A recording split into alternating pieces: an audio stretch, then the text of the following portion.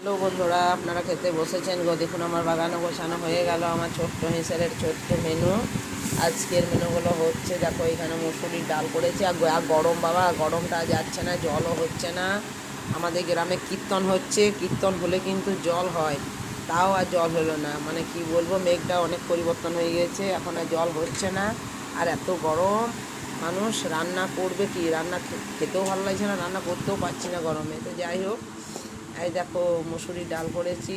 যা ভোল্টেজ যদি আয়, কারেন্টটাও জ্বালাচ্ছে একবার করে, ভোল্টেজ বাড়ছে আর কমছে, এই হয়েছে সমস্যা। তো দেখো মুসুরির ডাল, আর এখানে করেছি এটা হচ্ছে খেরোর তরকারি, আবার পাকা আমের পোস্তও করেছি।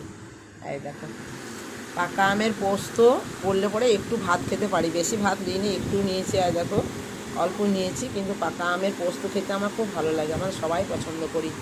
ঠিক আছে, তো সেই জন্যে ভাত নিয়েছি অল্প।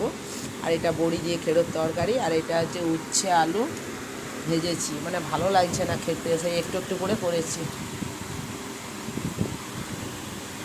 এরকম উচ্ছে আলু ভাজা হয়ে গেল।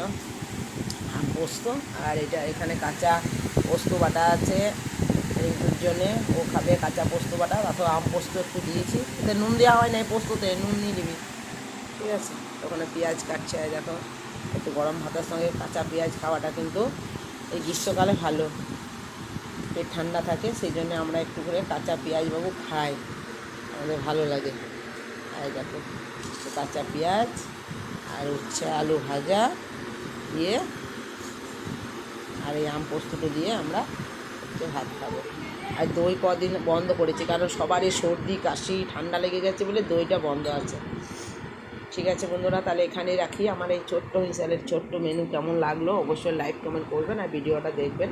এখানেই রাখলাম।